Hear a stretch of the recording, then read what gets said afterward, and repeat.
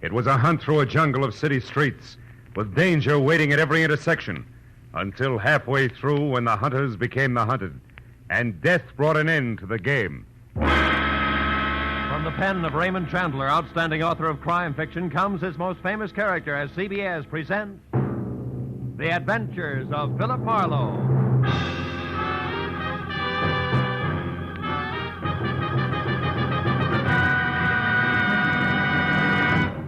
Now, with Gerald Moore, starred as Philip Marlowe, we bring you tonight's exciting story, The Grim Hunters.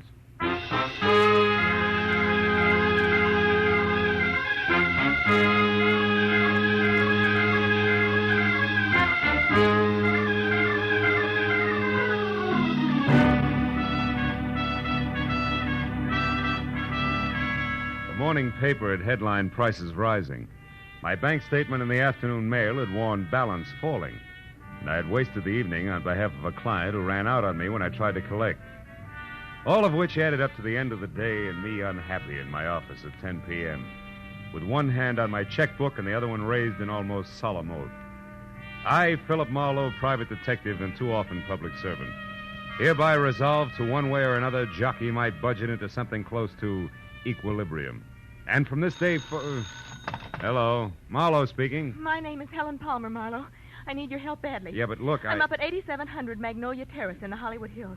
Now, please, drop whatever you're doing and... No!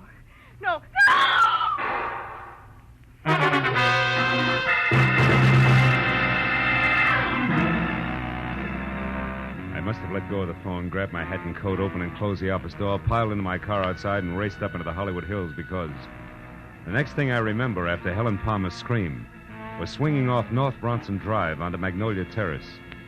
But a minute later, when I scratched to a stop away from number 8700, scrambled out from under the wheel and started on the run for the front door, I was no longer sure of anything. Because the house in question, a stock southern mansion complete with stable boy statue and a gravel driveway, which according to the book should have been as dark and as quiet as the inside of a coffin, was anything else but. And when I got to the oversized bronze door knocker and dropped it hard, I was beginning to doubt that I had the right address. Can I be of some assistance, sir? I don't know. I'm looking for a woman named Helen Palmer who called me at my office. Said she needed help. And a second after that, she... Screamed, huh? Tell me, sir, what is your name and occupation? In that order, Philip Marlowe, private detective. Good for Helen, good for... Happy, aren't you? What's going on here? What is this? Why, it's a party, sir. A scavenger hunt. It looks like Helen Palmer's the winner. Now, wait a minute, laughing boy. I had a call that was interrupted by pistol shots, and I... All just part of the play, sir. Yeah, Helen Palmer had to bring back one private detective.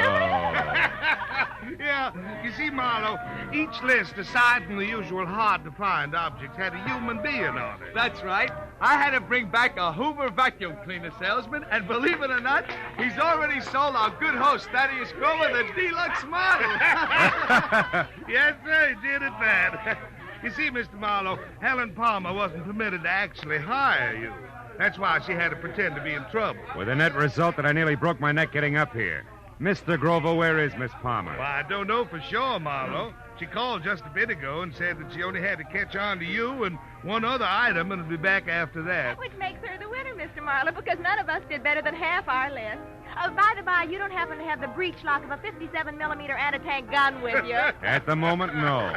Nor do I have time for scavenger hunters. Not even when they most cordially invite you in for the finest serving of party-style Southern fried chicken imaginable? Come on, Mr. Marlowe. No, I'm sorry. Come on. Well, come it's on. delicious chicken. Well, okay, the chicken did it.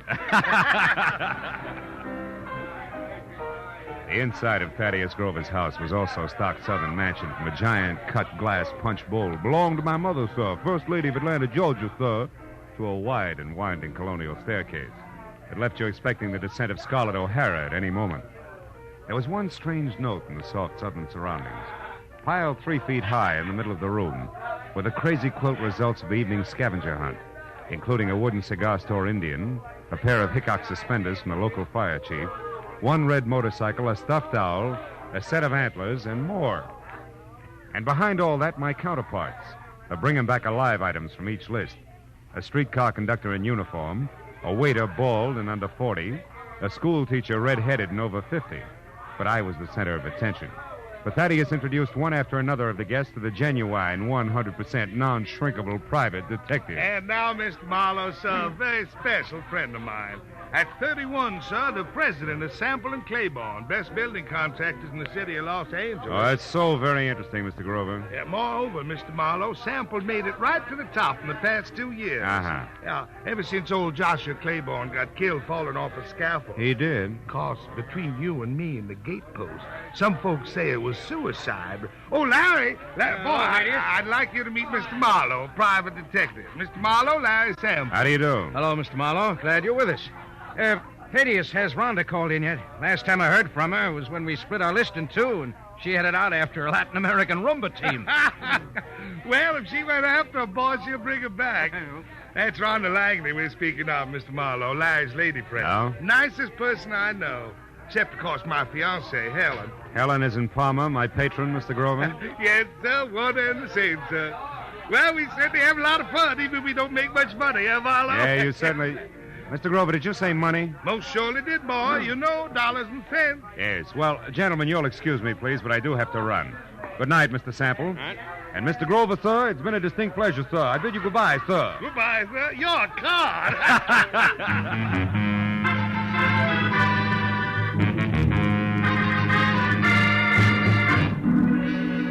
When I got back to my office, which I had left lights on and unlocked, my telephone was ringing. At this late hour, gullible me took faint hope that it could be a client who might still save the day. When I picked up the receiver, Marlowe? I let go of that straw fast. Marlowe. It was Detective Lieutenant Ibarra. Marlowe, do you know a girl named Helen Palmer? Hey, Ibarra, don't tell me there's a pair of somewhat flat feet on the ladies' scavenger hunt list. Very funny, Phil. How do you know her? No, not beyond a panic telephone call that ended in a make-believe scream and a couple of pistol shots. All designed to bring me running to a party at 8700 Magnolia Terrace. Mm-hmm. Well, that adds all right, because the only items not checked off a list are a night watchman's badge and one detective private, which must be you, since your name is circled in the classified directory here in this phone booth. You're in what phone booth? Where are you, Ibarra? At a closed filling station on Van Ness off Hollywood Boulevard. Yeah, but wait a minute. Why is the girl's list there with you? Because it's clenched in her right hand, Phil, and she's folded up on the floor of this booth, dead. Oh, no. 2 bullet holes in her back. Oh, yeah, but Ibarra, her call was a gag. The shots weren't. Anyhow, it looks like a stick-up since the lady's purse is gone, and a wino we picked up saw what he calls a curly-headed guy with short legs do it and run. Also, the wino says that the murderer had been hanging around for a couple of hours like he was looking for a well-to-do prospect. Yeah, I know, but it's still kind of strange. Me getting that call, I mean. Well, I'll drop around to headquarters tomorrow morning, Lieutenant, if you need any statement from me. I think you'd better make that tonight, Phil. At the 8700 address. I'm sending Mooney up there now. Oh, but wait a minute, Ibarra. You don't need me, and I do need business. If you think I'm going to get it by... Phil. Huh? Phil, let's say that I'd appreciate it if you'd show for a few minutes. Okay? No. Well, okay, a few minutes. Just so long as you appreciate it. Goodbye.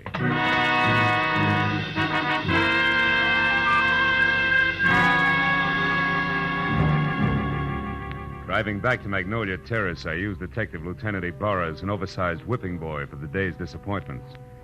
So when I finally braked to a stop behind a half-parked squad car, which meant that Police Officer Mooney was already on hand, I was about back to normal. But then in the next quick moment, I forgot all about Ibarra because in the shadows ahead, sneaking away from a side entrance to number 8700, and looking as guilty as Lucretia Borgia leaving a corner pharmacy, was a young lady, brunette and beautiful. She hurried directly to a gray Nash parked in the rear and, without looking back, climbed in and took off. Following her had to be more fun than conversation with Mooney.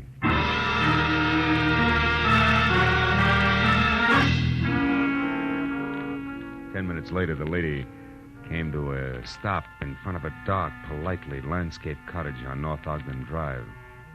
In another 2, she was inside and the light was on. When I got to the front door and leaned against the bell, a card over it said that this could be one Rhonda Langley, Mr. Larry Sample's girlfriend. But that same card also gave another name, Helen Palmer, the lady dead in the phone booth. I rang again.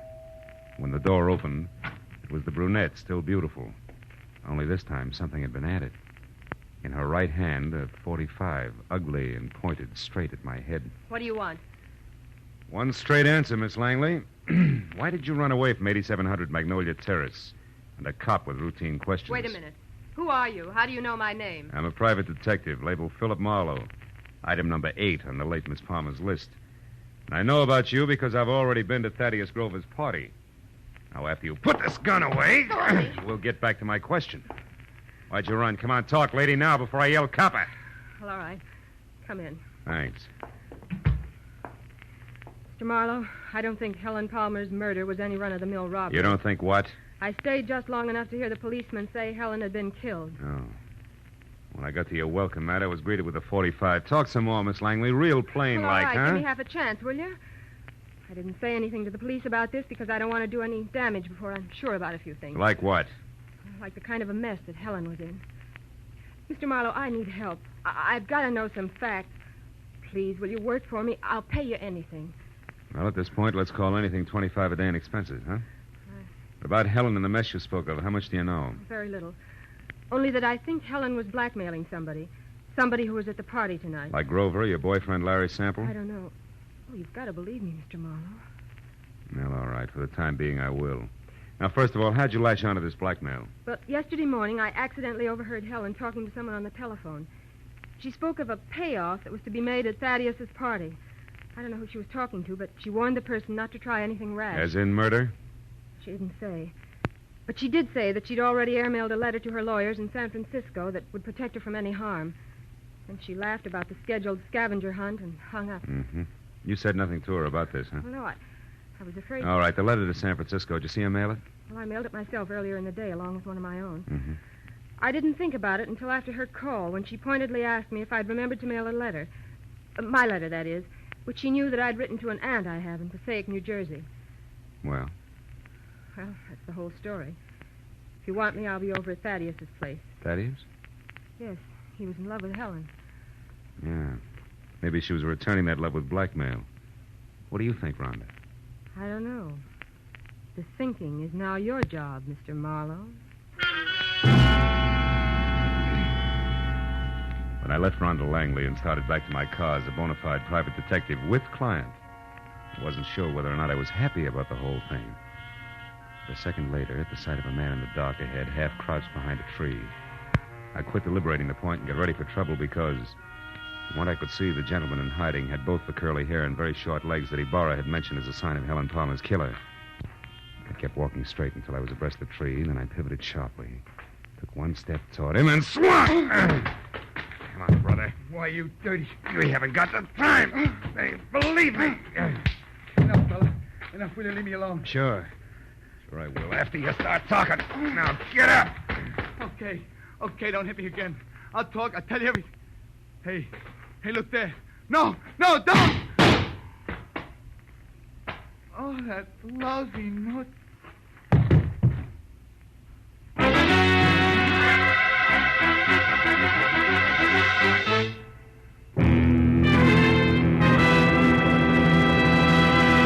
In just a moment, we will return to the second act of The Adventures of Philip Marlowe. But first, you can do a lot of singing for $14,500, so they say.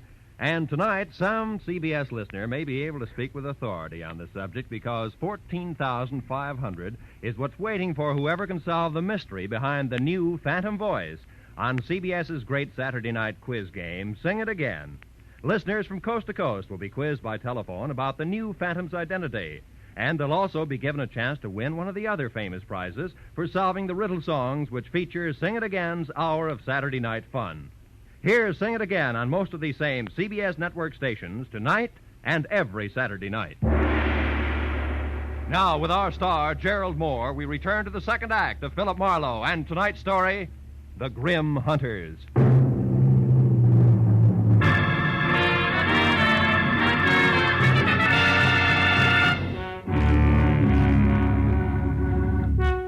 The shots crashed out of the darkness. The life ran out of the little man like air from a kid's balloon. I couldn't figure exactly where the shots had come from, and I stopped trying when a pair of spiked heels clicked fast across the concrete driveway between me and the house. Then a motor started, and a second later, a car roared by with Rhonda Langley at the wheel. I yelled at her to stop as she went by, and ran out in the street after her and yelled again at the retreating car. But she ignored me. When another car came around the curve behind me, I tried to flag it down, but the driver didn't even slow up. So I just stood there while the two cars twisted out of sight down the winding street. leaving nothing but silence and a lot of unanswered questions hanging in midair. I walked back to the corpse, went over it carefully.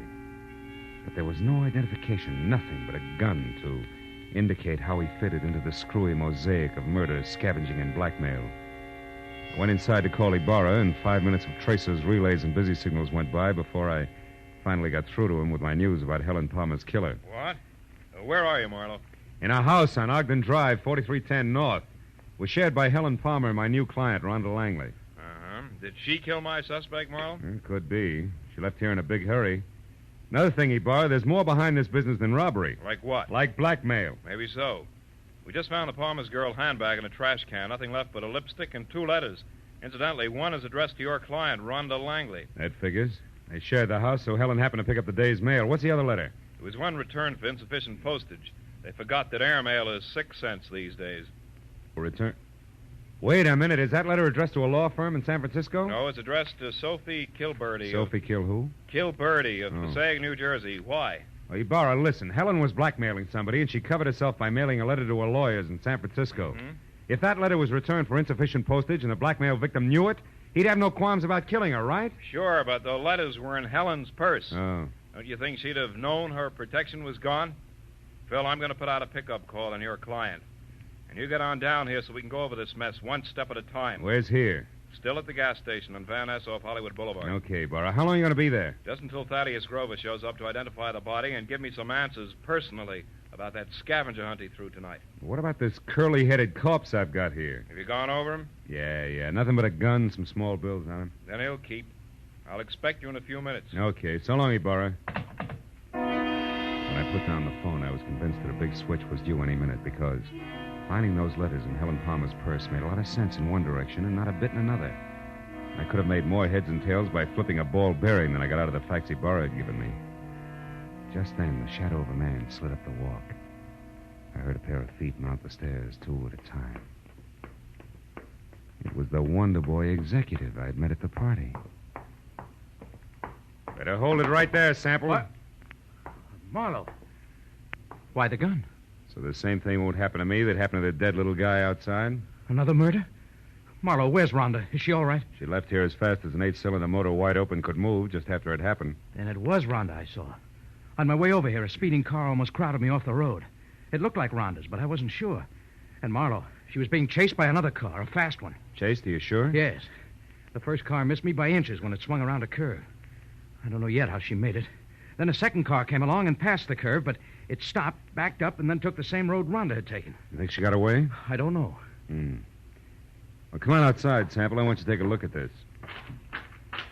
By the way, how long have you known Rhonda? About a year. Mm-hmm. She's a brilliant girl, Marlowe. Came out from the East, and I gave her a job as my secretary.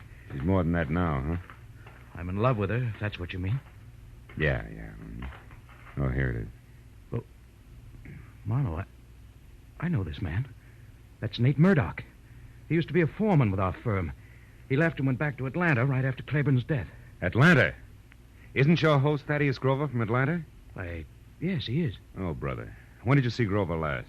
Well, the police asked him to go and identify Helen's body.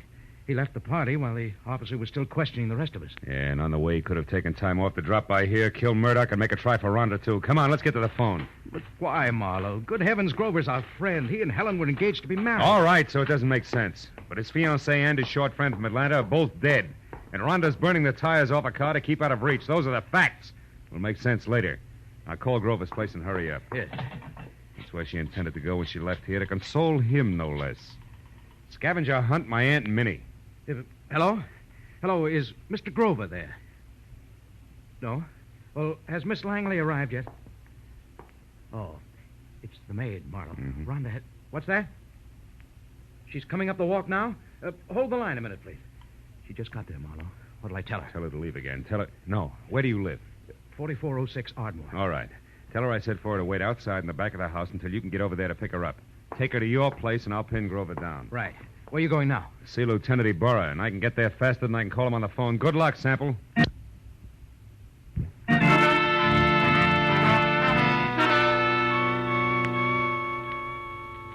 Sample was repeating my name over to Grover's maid on the phone as I left. And a few minutes later, at the mobile gas station off Hollywood Boulevard, I found Ibarra looking sardonic in the blinking light from a flying red neon horse above his head as he flipped through a stack of papers on top of an oil drum. It's about time, Marlowe. Where's that client of yours? Now, wait a minute, Ibarra. I had her pegged all wrong. She's a pigeon. Has Thaddeus Grover been here yet? Just left. He's quite a character, that guy. You didn't let him get away alone? Yes, he was... What do you mean, get away? Ibarra, there's a big connection between Thaddeus Grover and Murdoch, the guy who killed Helen. Now, Grover might have hired him for the job, and now he's trying to get Rhonda. Now, Marlowe, how does that figure? It doesn't, but so help me, Ibarra, that's the way it is. Well, Grover was heading for his friend Larry Sample's house, and he left. Happened to know where Sample... Holy smoke, that's exactly where I told Sample to take the girl. 4406 Ardmore. Well, that's great, Marlowe. They'll all be together in one place. I'll pick up the whole crew, and right now. You're going to pick up the pieces, you mean? You think there'll be a showdown? Any minute, Ibarra, it can't miss. Okay, so we'll take some firepower along. Hey, McAuliffe, Gray, let's go. Come on, Phil. Now, look, Ibarra, maybe Sample hasn't gotten home with Rhonda yet. I'll go up to Grover's and try to head them off, okay? Okay, Marlowe. But if you get them before I do, bring them in, and no alibis. I'll see you.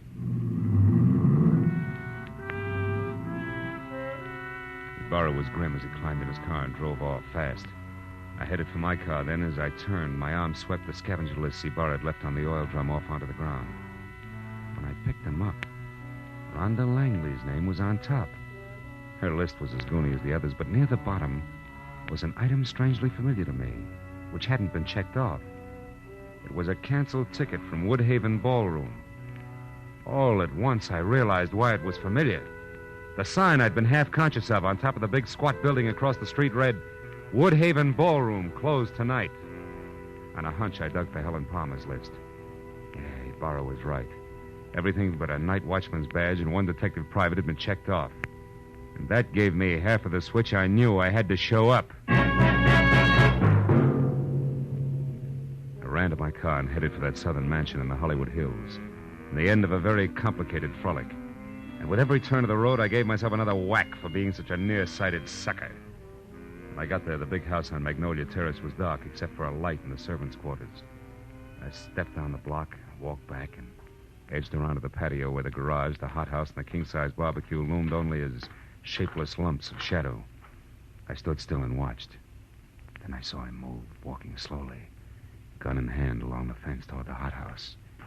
I started toward him quietly, just as he found out what he was looking for. Oh, you're clever, my dear. But it's all over now. I know you're in there, so come on out with your hands up. Oh, no. You're hanging yourself for murder right now, Larry Sample. I've got all the proof I need. I don't know what good it'll do you, Rhonda. I'll never pay you a cent for it, you blackmailing tramp. I'll kill you first. And that protection letter you wrote to your lawyers was returned, darling. I found it accidentally in Helen's purse tonight at the party. So no one will know. Now, come on out, or I'm going in after you. I wouldn't try that if I were you, Sample. Marlowe's due here any minute now. He called me and told me. That was I, dear. You? I used his name when I talked to the maid. Oh, I should have done this myself in the first place instead of trusting that stupid Murdoch. Are you going to come out of there? No, and I've got a gun. You can't see me, and I know it. But your white dress makes a perfect target, you little fool. Drop it, Sample. Oh. Now let's have that gun. Marlowe, I'm so glad you got here. No, he's not dead. Oh. And he won't be from bullets. Give me your gun, too, huh? Come on. All right. I was too scared to use it anyway. Thanks. Now sit down and shut up. We're going to wait for Lieutenant Ibarra, then you're both going to the pokey. What? But... Listen, you, I don't go for blackmailers, male or female. Even the cute ones are ugly, lady. Very ugly. No, Phil, wait. You've got to understand something. 2 years ago, Larry Sample killed his partner, Joshua Claiborne. I knew it, but I couldn't prove it. So I pretended I could and blackmailed him. Don't you see, if he paid off or tried to kill me, that would be proof of his guilt. And he did, Marlowe. Mm-hmm. Why should you pull a stunt like that? I'm a divorcee, Marlowe. Langley is only my married name. Okay, so what? My maiden name was Claiborne. Claiborne? I'm Josh Claiborne's daughter. Oh. And I can prove that. Is that reason enough? Well, why didn't you level with me instead of labeling Helen a blackmailer? Helen was already dead, and I needed your help desperately. I thought I had to lie to get it. Okay? Yeah. Okay, baby.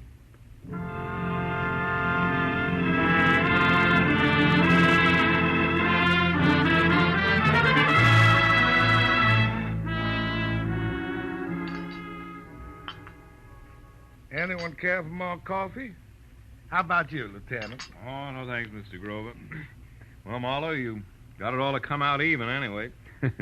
frankly, that's more than I expected when I left you at that gas station. Yeah, we were lucky, Burra. I guess I owe you an apology, Mr. Grover. Oh, shucks, that's all right, son. It was a shock to me to be accused of poor Helen's murder, but, well, it's over now. Yeah. You said it was the scavenger list that set you straight. How'd you figure that, boy? Well, there was a Woodhaven ballroom ticket on Rhonda's list, so she had to go there for the ticket, you see. Now, Sample knew that. And he told his killer, Murdoch, who incidentally he hired to murder Claiborne 2 years ago, that the girl who went to the Woodhaven ballroom was his target. Uh-huh. But Helen happened to go there after the night watchman's badge. Which he could have picked up any place in town. Yeah. What a terrible coincidence for Helen. That was all that saved my life, really. That's right, honey. Murdoch made the mistake, and when he and Sample discovered it, they made another try at Rhonda's house. But I caught Murdoch there, so Sample shot him before he could talk. And when I left, he followed me in his car. I knew they were after me, and I thought for sure they'd killed you, Phil. That's why I ran. Yeah, that threw me for a loop. Then Sample came back to make sure that Murdoch was dead and sold me a great big bill of goods at the same time. Oh, it's a terrible, terrible thing. Yes, Mr. Grover, it is. Lieutenant, I want to thank you personally for your participation. Thank you very much. Well, I've got everything I need, so I'll say good night. Yeah, me too. Oh, Phil, Yeah? shall I mail you a check? Why, yes, I think... No, wait a minute. Yes? You know, honey, with your knowledge of postal rates, why don't you just deliver it in person, maybe, huh? Love to. Count on it, Mr. Marlowe. Good night.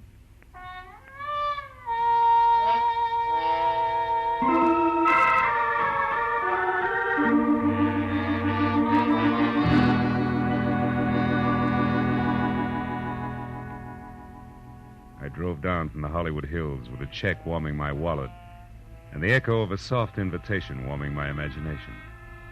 You know, that was quite a party at Grover's house. Scavenger hunt. People determined to have a good time even if it killed them. You know what? It did. I know another game. Associations. It goes like this. Grover's party. Rhonda Langley. Rhonda... Date. I wonder if she likes baseball.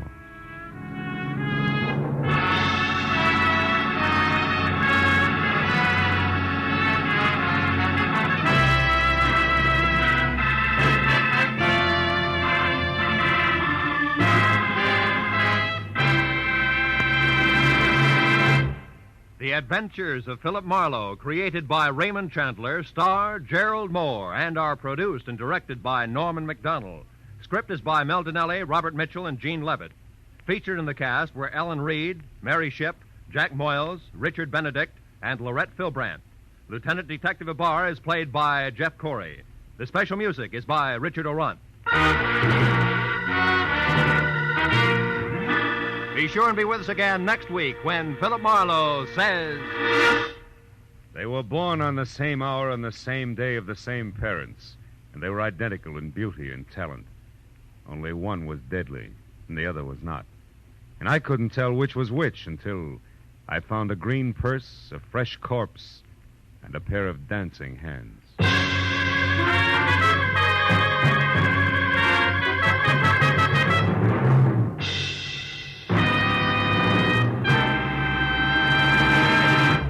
If you happened to miss Jack Benny's hilarious show last week featuring the Ronald Colemans, you missed the laugh treat of the year. But Jack will be back again tomorrow on these same CBS network stations with his entire gang, including Mary Livingston, Phil Harris, Rochester, Dennis Day, Don Wilson, and the Sportsman's Quartet. Invite some friends over. Sit back and enjoy the Jack Benny Show tomorrow. This is Roy Rowan speaking.